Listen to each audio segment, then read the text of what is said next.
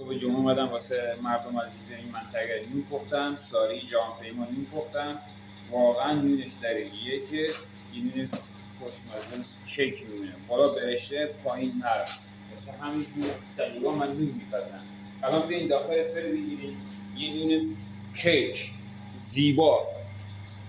این نون رنگ بگیره میشه پنبه. برشتش هم خواستن 2 دور اضافه 3 دور اضافه برشتش میکنن.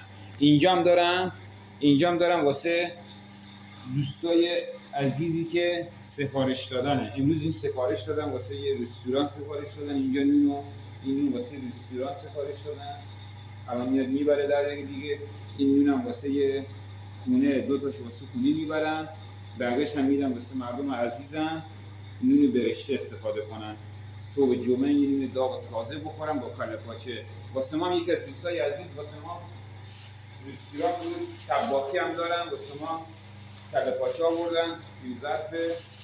بعد واسه ما واشوش هم با پیازش هم گذاشته، دستش درد نکنه.